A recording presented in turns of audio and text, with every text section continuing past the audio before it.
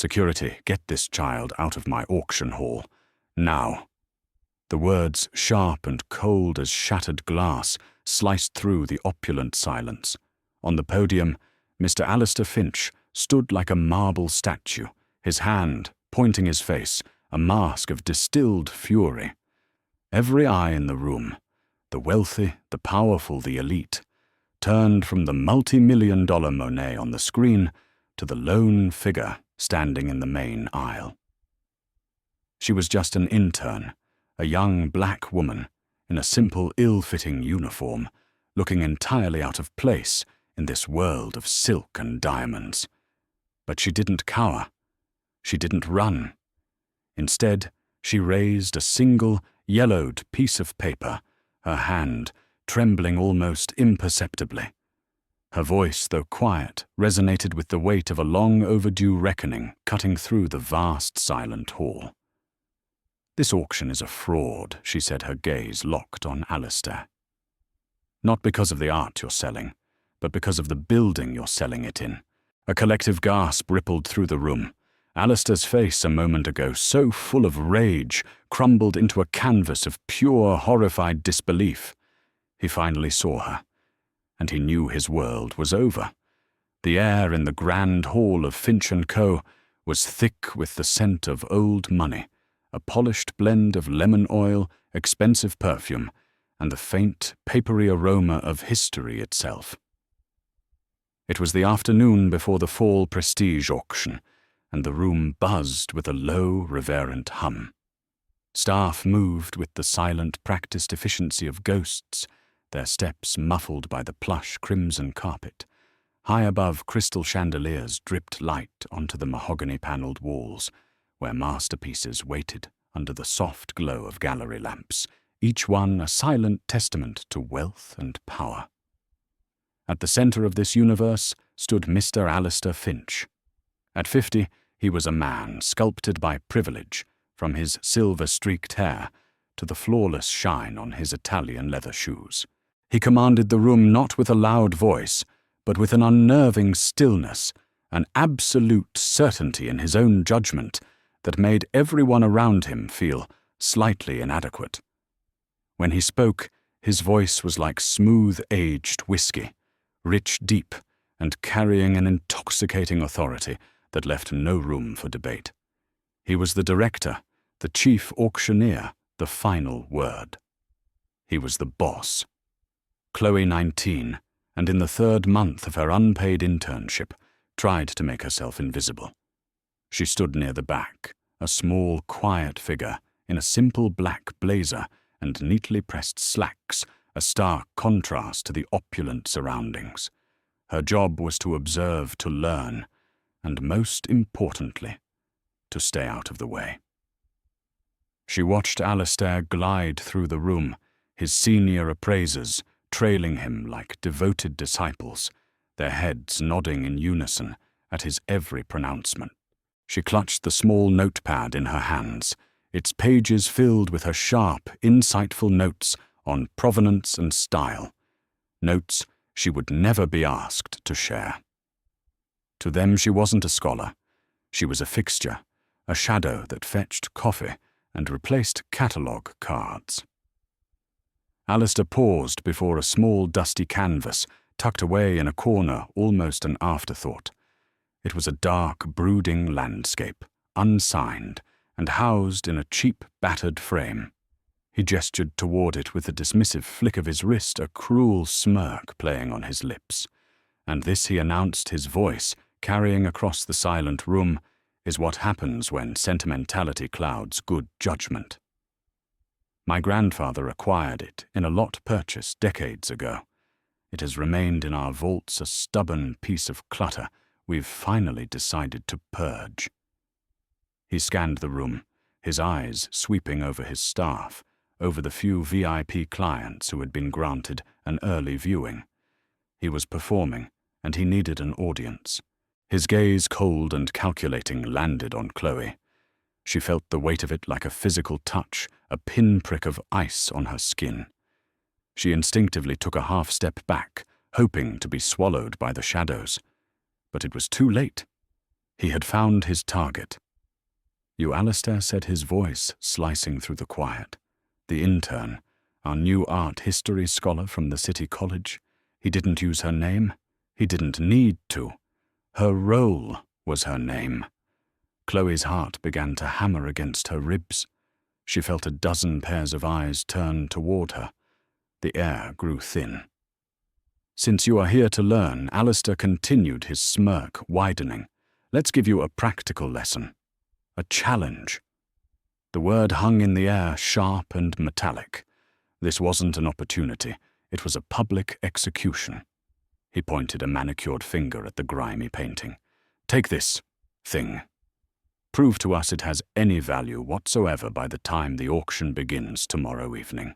He let out a soft, dry chuckle that was more rustle than sound. The appraisers behind him exchanged knowing, tight-lipped smiles. Who knows, Alistair's voice dripped with theatrical sarcasm. "Perhaps it's an impossible masterpiece by some forgotten genius, and you're the only one who can see it. Go on.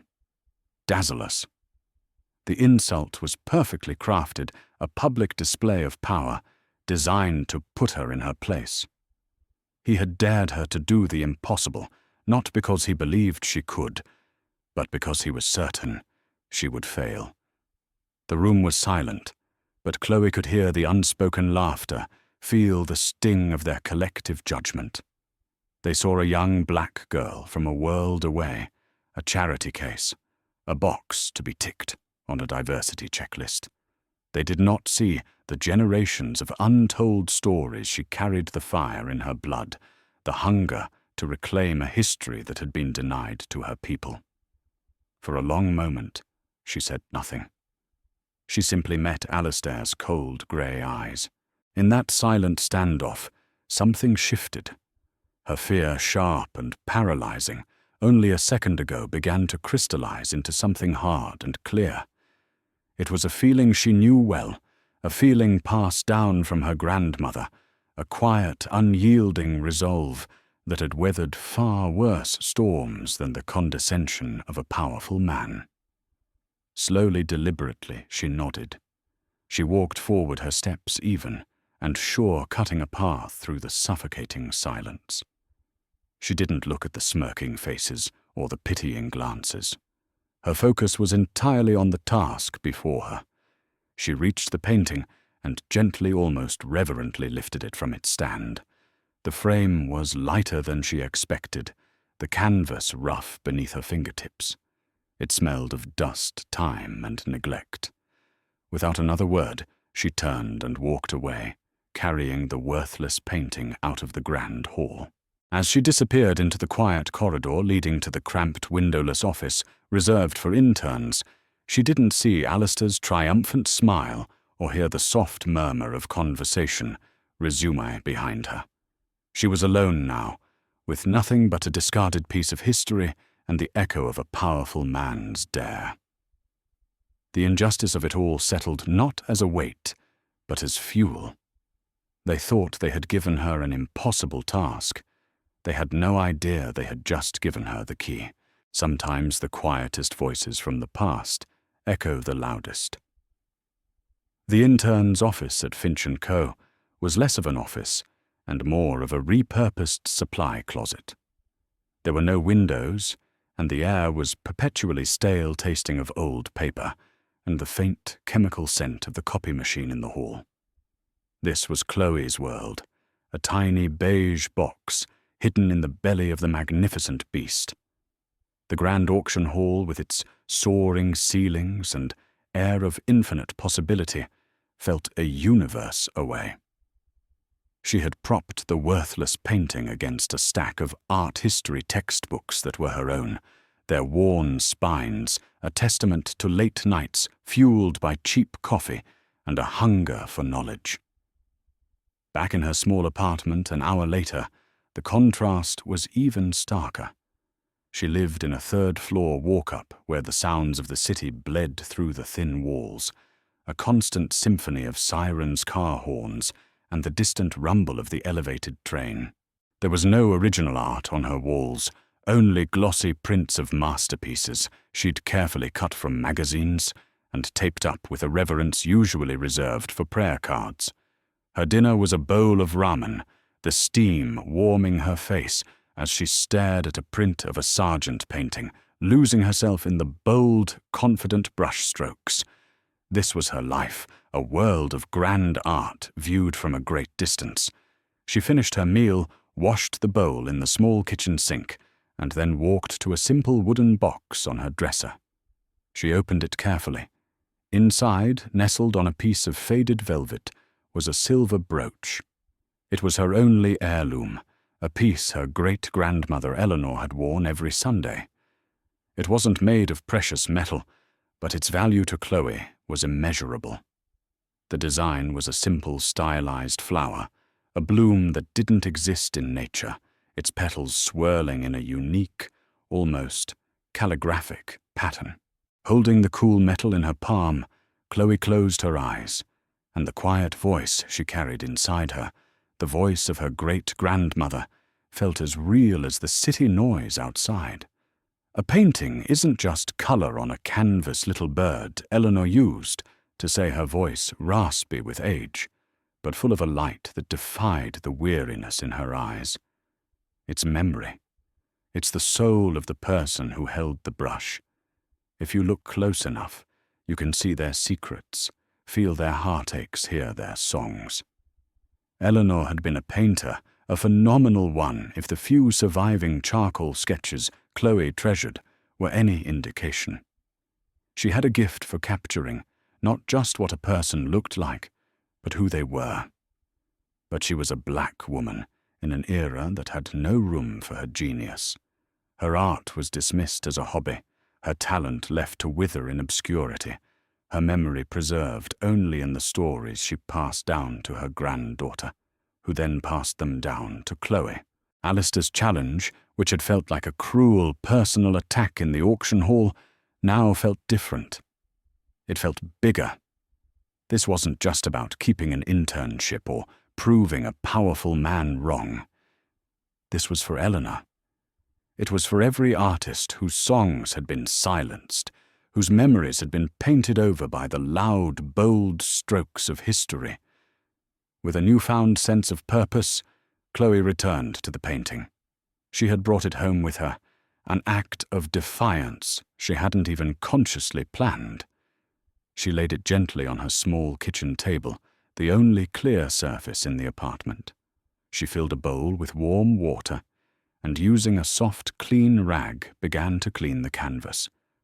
She worked with a surgeon's precision, her movements slow and methodical. Years of grime and dust dissolved under her gentle touch, revealing colors that were surprisingly vibrant beneath the film of neglect. She wasn't looking for a signature. An unsigned work could still be a masterpiece of a known school, a lost student work, or a study for a larger commission. She was looking for something else. She was looking for a soul. For hours she worked under the solitary glow of her kitchen light. The city outside quieted to a low murmur. It was in that deep stillness just before dawn that she saw it. In the darkest corner of the landscape, hidden within the shadows of a painted tree trunk, was a texture that didn't belong. It wasn't a crack in the paint or a flaw in the canvas. It was a subtle impasto, a slightly raised application of paint in a swirling pattern. Chloe's breath caught in her throat.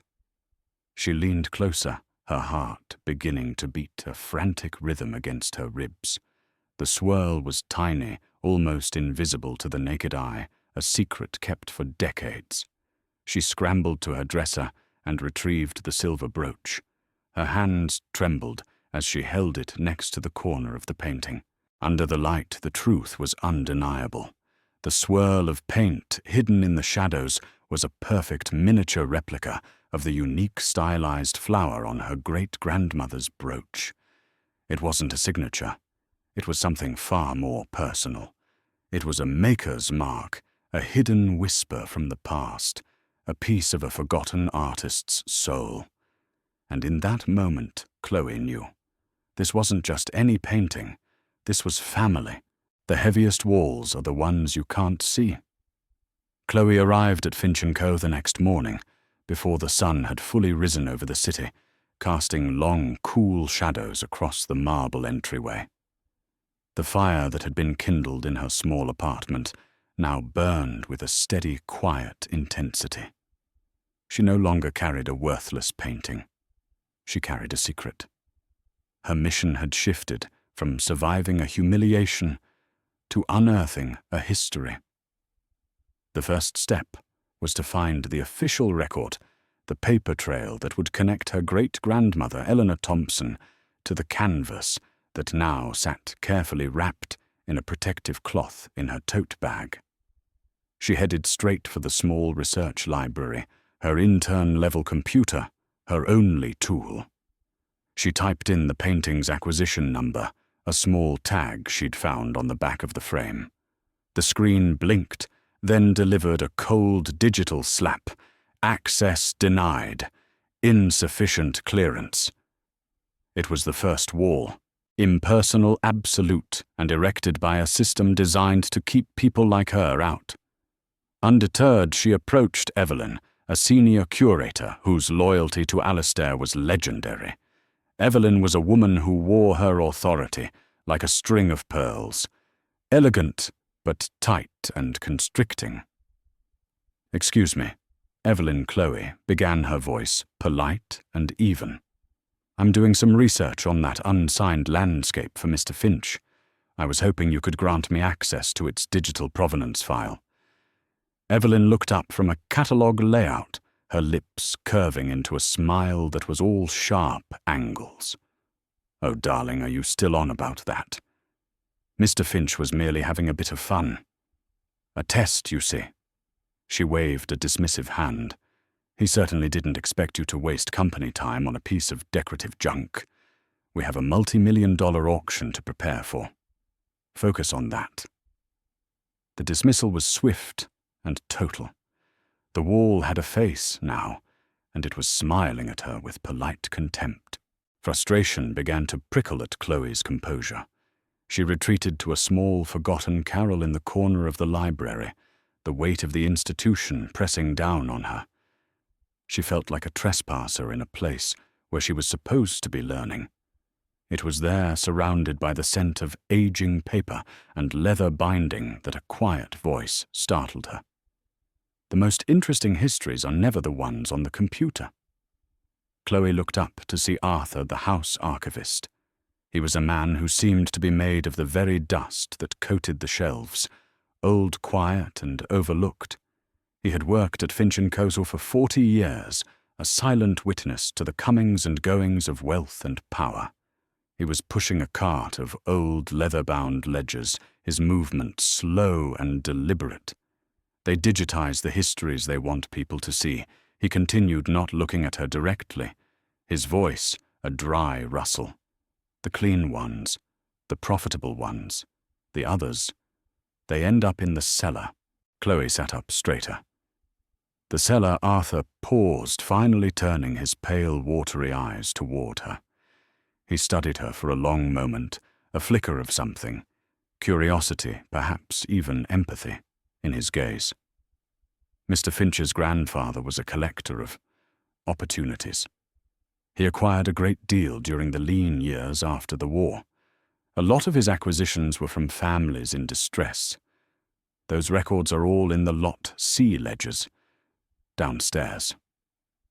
He looked away as if the conversation had never happened.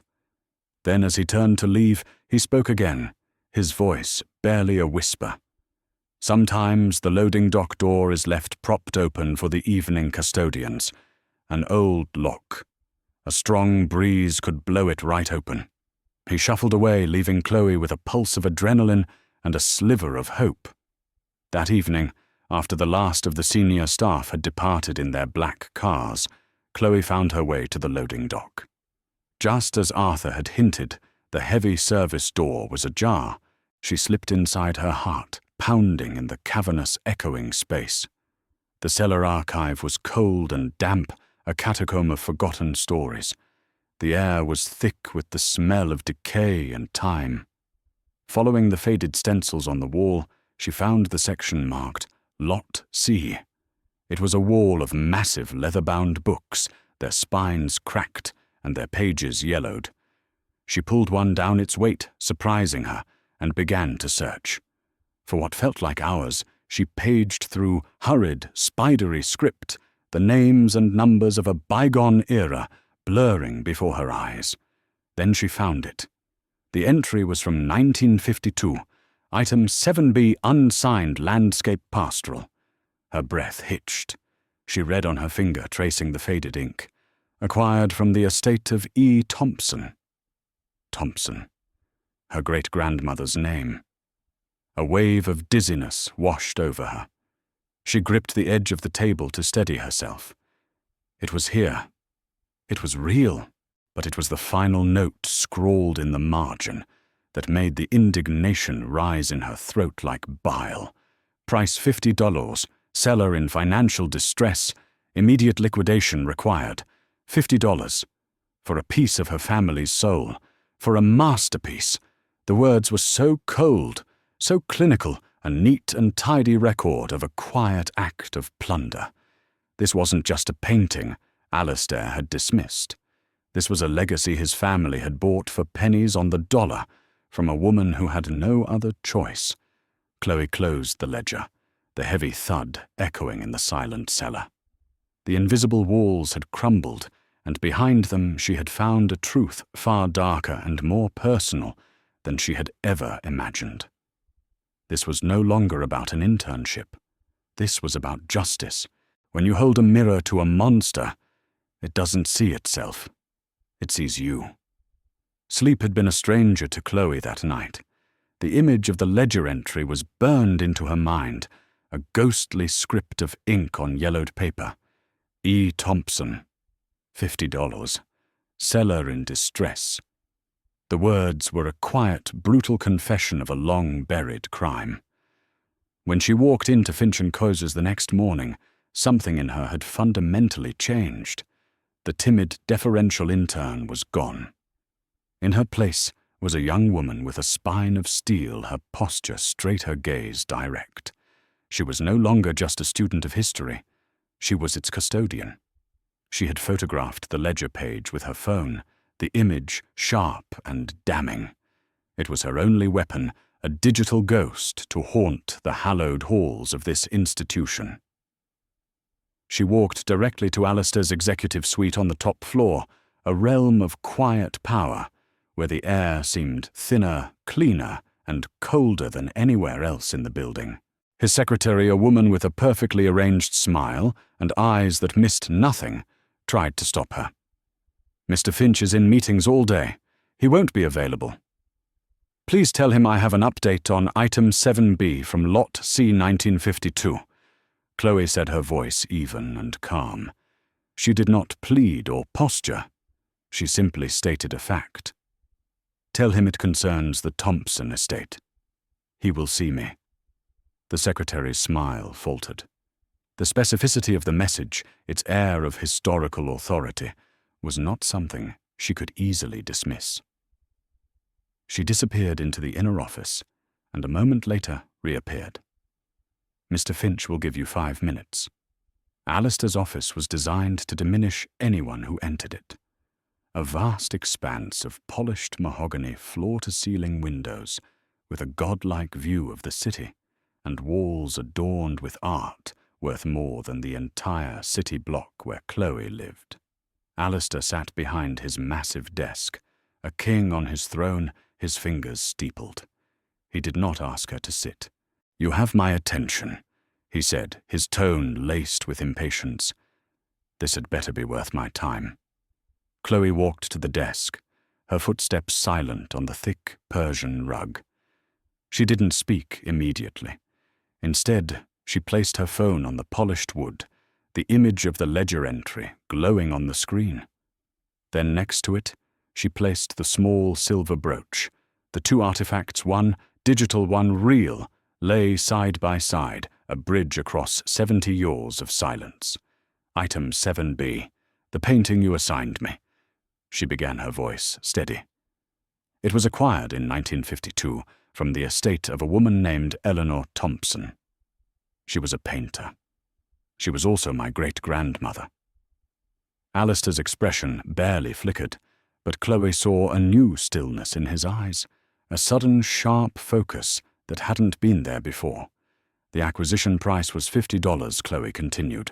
The note in the margin says she was in financial distress and required immediate liquidation. This, she tapped the brooch, was her personal mark, a symbol she sometimes worked into her paintings. It's hidden in the corner of the canvas. She had presented the facts without accusation, without emotion. She simply laid the truth on his desk and waited. For a long moment, Alistair said nothing. He stared at the phone, then at the brooch. A muscle in his jaw twitched. When he finally looked up, the mask of bored condescension was gone. What lay beneath it was not guilt or shock. It was a cold, simmering rage. "What is this?" he asked, his voice a low, dangerous growl. A shakedown. "Are you trying to blackmail me? I'm trying to understand the history of a piece of art." Chloe replied, her own voice, unwavering. He laughed, a short, ugly sound that held no humor. "This is a pathetic fantasy. A coincidence of names you've spun into a desperate plea for attention, or worse, money." He stood up, the full force of his presence filling the room. He was a tall man, and he used his height as a weapon looming over her. "You found a name in a dusty book and think you've uncovered some grand conspiracy. You are an intern, a child playing dress-up in a world you couldn't possibly comprehend." "It's not a fantasy," Chloe said, holding his furious gaze. "It's the truth." That was when he snapped. The polished veneer of the art world titan cracked, revealing the brutal-minded tyrant beneath. He leaned across the desk, his face inches from hers. "Listen to me very carefully." He hissed, his voice venomous. "You will drop this.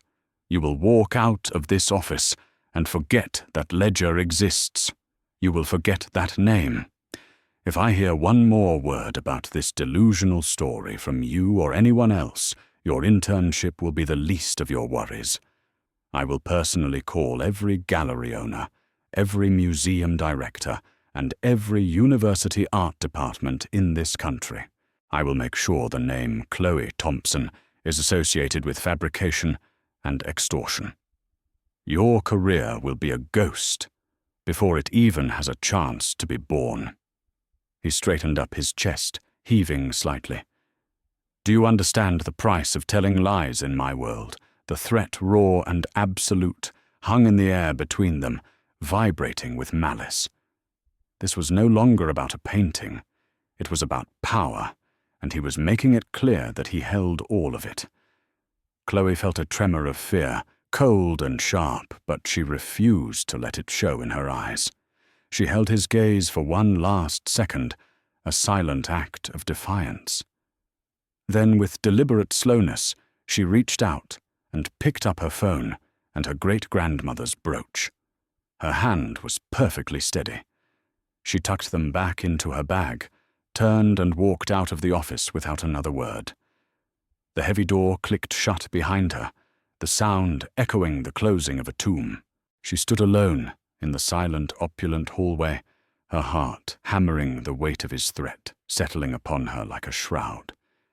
She had brought him the truth, and he had promised her nothing but ruin. The cruelest endings are not the ones with screams, but the ones with applause. The day of the VIP preview was a symphony of calculated elegance. Sunlight filtered through the immense arched windows of the grand hall, slanted across the room, illuminating dust motes dancing in the air like tiny diamonds. The clinking of champagne flutes provided a delicate percussion to the low murmur of conversations spoken in hushed, important tones. Chloe stood near the service entrance, wearing the required black uniform, a name tag clipped to her lapel. She was an official part of the scenery, now tasked with offering hors d'oeuvres she couldn't afford on a silver tray that weighed more than her textbooks. Alistair's threat from the day before had settled deep in her bones, a cold, heavy stone of fear. She had been silenced. The photograph of the ledger page on her phone felt useless, a child's toy against the fortress of his power. Every time a senior staff member glanced her way, their polite smiles felt like daggers, their silence a confirmation that they knew. They knew she had challenged the king, and they were all waiting to watch her fall. Alistair was in his element, a maestro conducting his orchestra of wealth. He moved from one small group to another, his voice a smooth, confident melody as he spoke of impressionist brushwork and Renaissance provenance. He was magnificent, a titan of his world.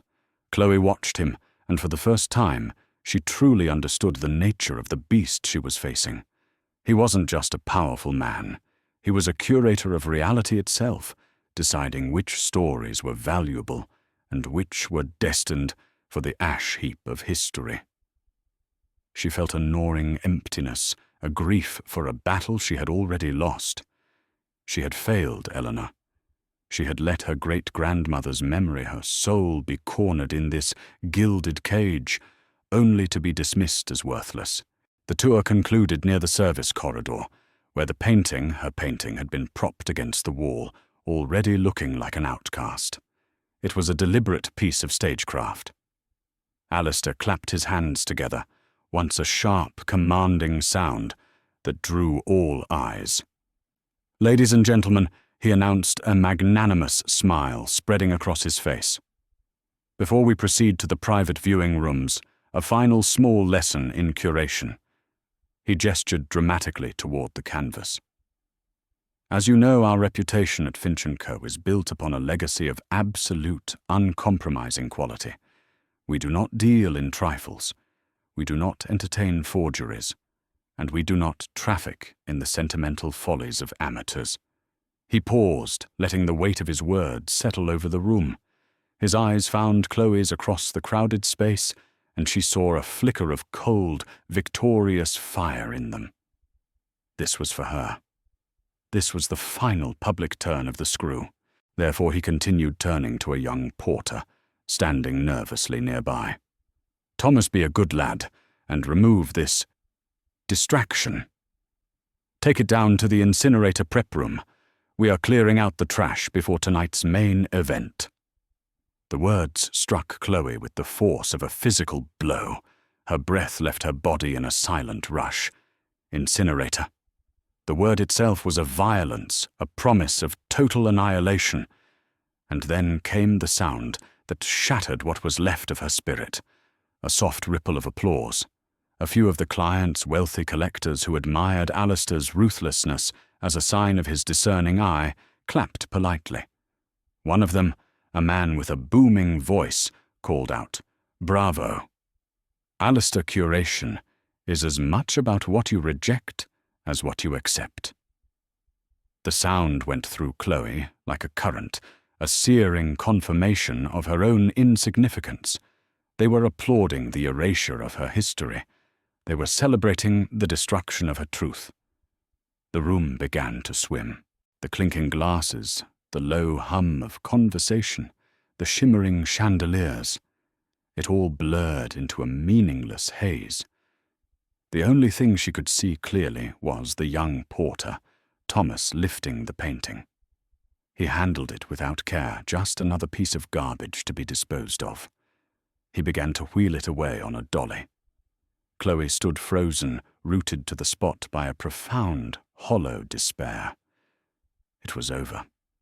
The painting, the hidden mark, the ledger, her great-grandmother's story, all of it was being wheeled toward a furnace. Alistair hadn't just threatened her career. He had demonstrated with theatrical cruelty his power to erase the past itself. As she stood there, a ghost at the feast of her own defeat, she saw Arthur, the old archivist, emerge from a side office. He watched the porter push the dolly down the long service corridor. He didn't look at Chloe. He simply adjusted his worn cardigan, his face an unreadable mask of weary resignation, and then, with his slow, shuffling gait, he turned and followed the painting down the hall, disappearing into the shadows. His purpose was a mystery, his destination unknown. It was a small, quiet action that no one else noticed, a final, ambiguous detail in the grand tragedy of the moment. But Chloe barely registered it. All she felt was the crushing weight of her failure. Alistair was greeting his guests, accepting their praise, his back turned to her. He had already forgotten her. The world had moved on, leaving her and her forgotten legacy to be turned to ash. History is a debt that always comes due. For a full minute, Chloe remained a statue of ice in the warm, buzzing room. The world had crumbled around her, and all she could do was watch the dust settle. But then, through the fog of her despair, a single image cut through Arthur, the old archivist, his worn cardigan, and shuffling gait following the painting into the shadows of the service corridor. It was a nonsensical detail, a loose thread in the tightly woven tapestry of her defeat. And it was enough. A spark ignited in the hollow pit of her stomach. It wasn't hope. It was something more primal, a final, desperate instinct to witness the end.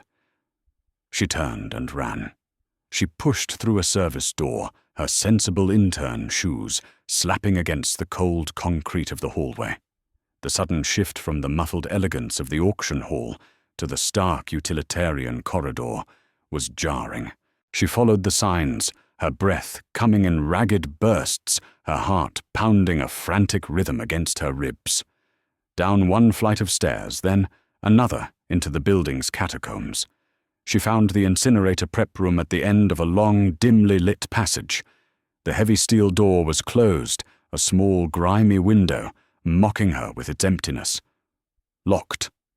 Of course it was locked. She rattled the handle, the sound loud and pathetic in the silence. It was the end. She sagged against the cold metal, a choked sob finally escaping her. And then a sound, a soft, metallic click. The door swung inward. Arthur stood there, his face as placid and unreadable as ever. "Figured you might want one last look," he said, his voice a dry whisper. "The furnace pilot doesn't get lit for another hour. Budget cuts." Chloe stared at him, speechless. He simply nodded toward the room's interior. The painting was there, leaning against a brick wall, looking small and vulnerable under a single bare light bulb. Next to it, on a small utility cart, was a collection of Arthur's tools for document verification, including a handheld high-intensity ultraviolet lamp. Sometimes, Arthur said, picking up the lamp, old varnish and new lies look the same under normal light. He handed it to her. "Go on. Say your goodbyes." Chloe's hands trembled as she took the lamp. She walked to the painting, her legs feeling unsteady. This was it. The last moment. She switched on the lamp, casting an eerie purple glow across the canvas. She didn't know what she was looking for. She just needed to see it one last time, to burn its memory into her mind before it turned to ash. She ran the light over the dark landscape, and then she saw it. In the bottom right corner, a section that had been nothing but murky shadow before the varnish reacted to the UV light. A faint, ghostly script began to glow from beneath the dark surface. E. Thompson. A gasp escaped her lips. It was real. Her great-grandmother's name hidden for 70 years, and next to it, glowing with the same spectral light, was the tiny swirling flower. Proof. But as she stared, her eyes tracing the signature, she noticed something else. The frame. It was cheap, yes, but it was also thick, ill-fitting. The canvas seemed to bulge slightly against the backing board. Driven by an instinct she couldn't name, she laid the painting flat. Using a small palette knife from Arthur's cart, she carefully pried at the brittle brown paper backing. It tore easily, revealing the raw, aged wood of the stretcher bars. And there, tucked into the narrow space between the canvas and the frame, was a small packet wrapped in oilskin, yellowed and flattened by time. Her heart stopped. With shaking fingers, she pulled it free. The oilskin was brittle cracking as she unfolded it. Inside was a single folded document, a deed. Upstairs, the main auction was in full swing. Alistair stood on the podium, a master of his universe, basking in the glow of the spotlights. A remarkable piece from Monet's Giverny period. He was saying, his voice smooth and hypnotic. "We will open the bidding at $3 million. The room was electric, a captive audience of the world's wealthiest collectors. Crash. The grand doors at the back of the hall burst open, slamming against the walls. Every head turned. The spell was broken. Chloe stood in the doorway, her simple black uniform disheveled a streak of dust on her cheek. In one hand, she held the painting. In the other, she held the yellowed deed. Behind her, a silent shadow, stood Arthur. Alistair froze the gavel halfway to the podium. His face a moment ago so full of charm and control became a mask of pure, unadulterated fury. "What is the meaning of this?" he roared. "Security." But Chloe was already walking down the main aisle, her steps echoing in the stunned silence. She didn't falter. She walked with the weight of 70 years of injustice behind her. "Before you proceed, Mr. Finch," she said, her voice ringing out clear and strong, filled with an authority no one in that room had ever heard from her before. "There is one final lot to be considered this evening." She reached the front, placing the painting on an empty easel. She connected her phone to the room's projector, and the image of the glowing signature E. Thompson filled the massive screen behind the podium.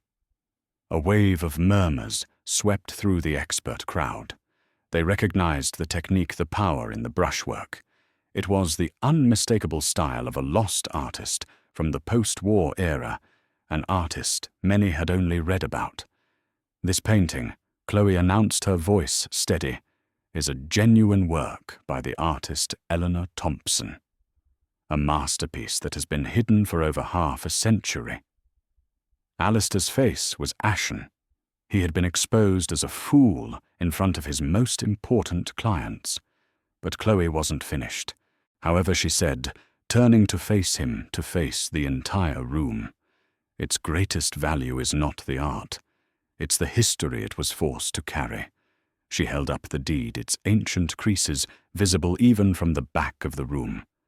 This is the original deed to the land upon which this very building stands.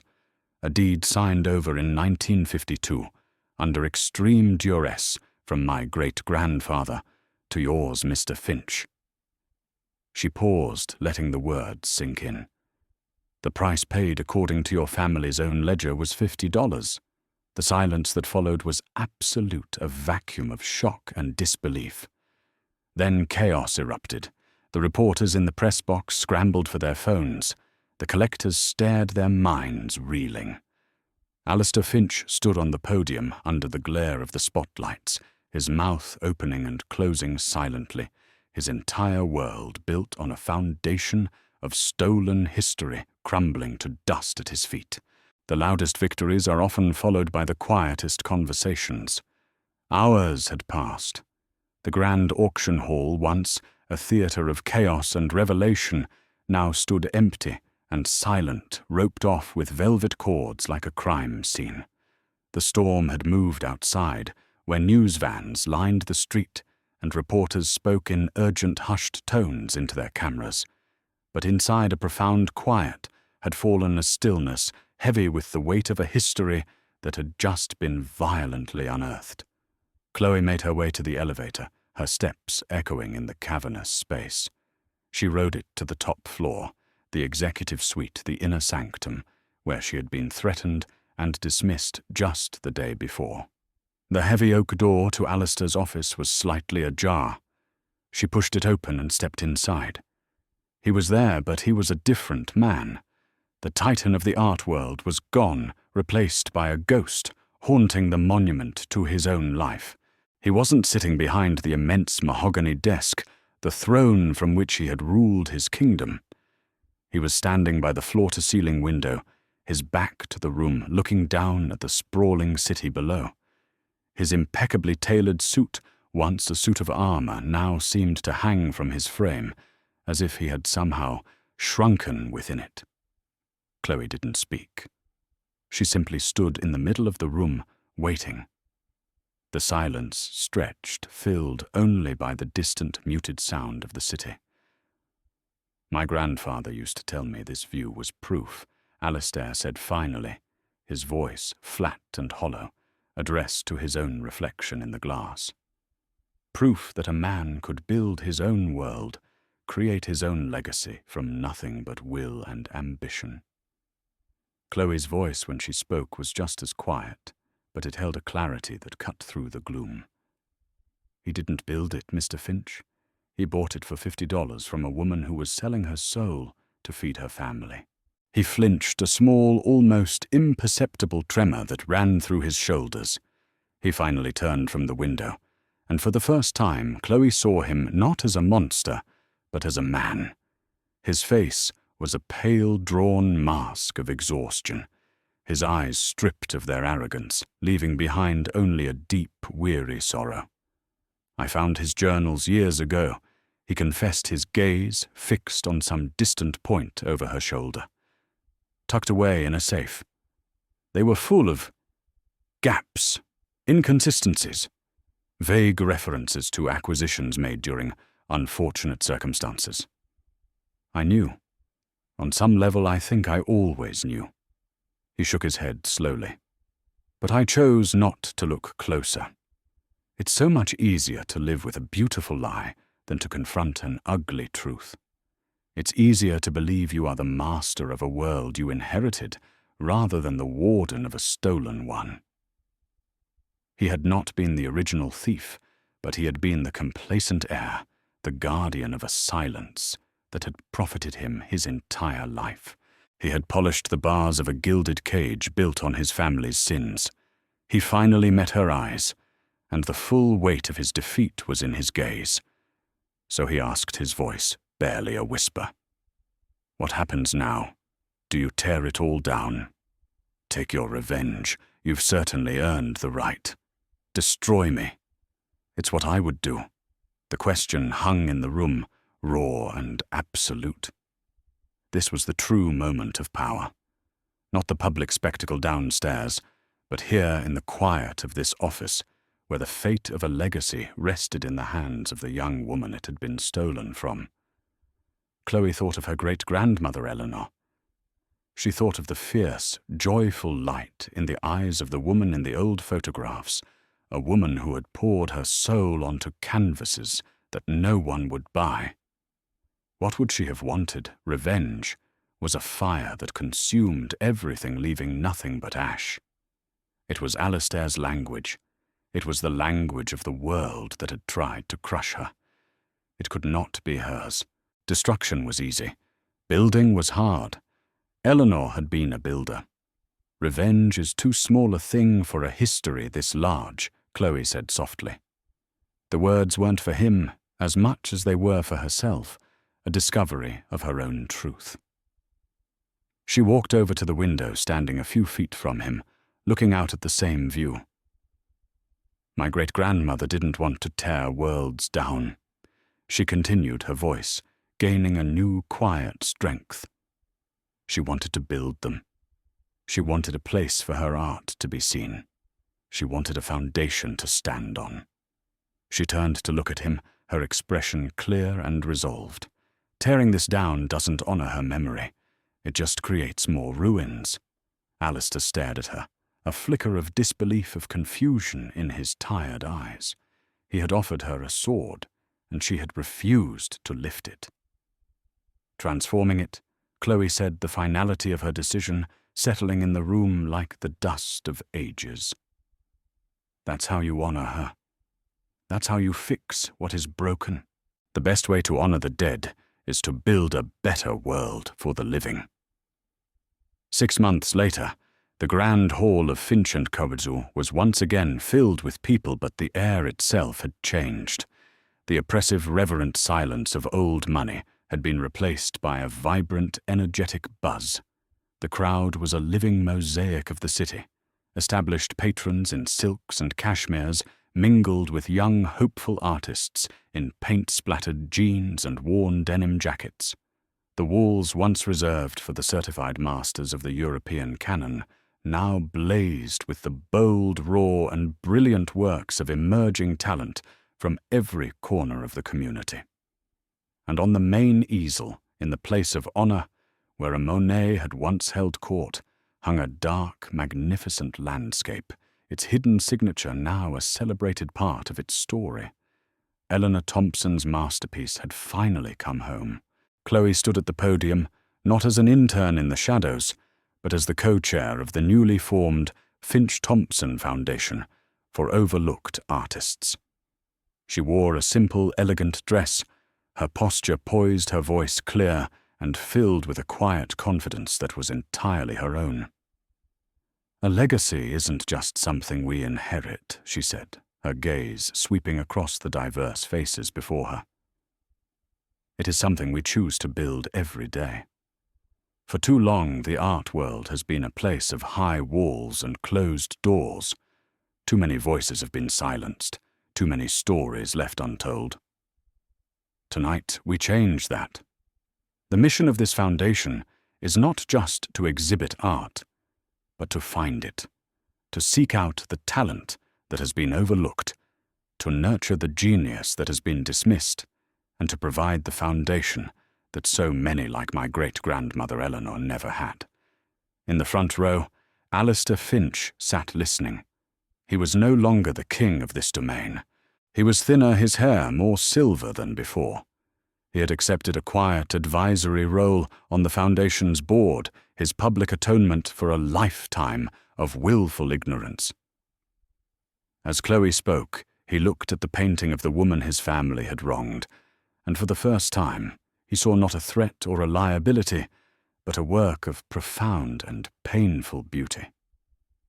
He gave Chloe a slow, almost imperceptible nod of respect.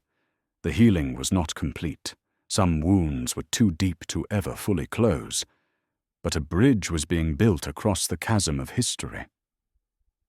After the speech, as applause filled the room, Chloe stepped down from the podium. A familiar figure with a shuffling gait and a worn cardigan made his way through the crowd toward her.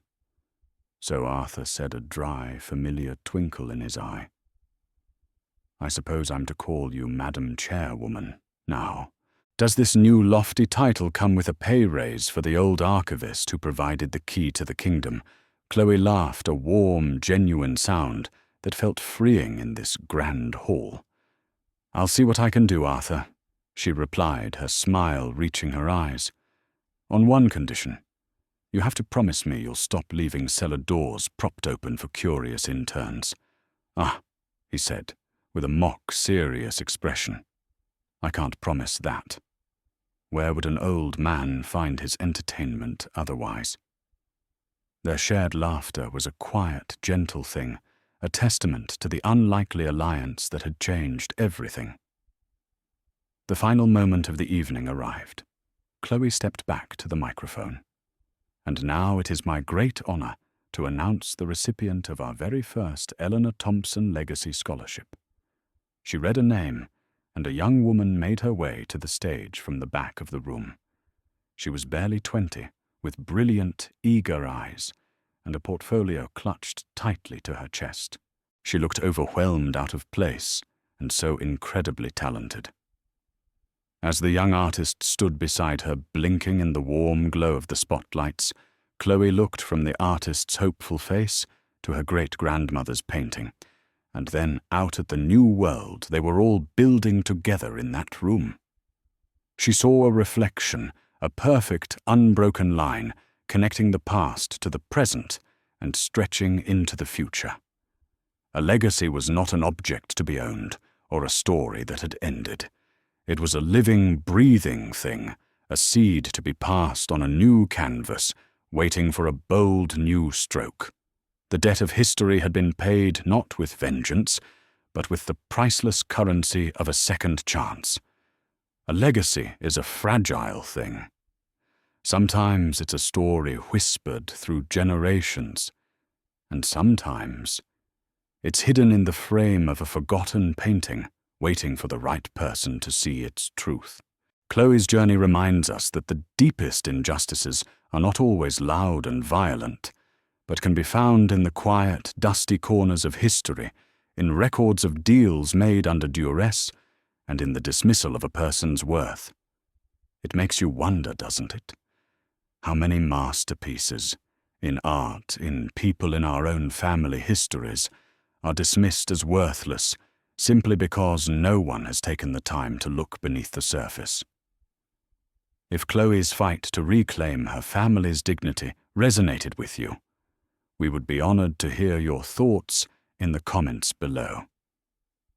Your support through a simple like or by subscribing allows us to continue bringing stories like this to light. Stories that remind us that the quietest voices often have the most powerful things to say. Thank you for spending your time with us.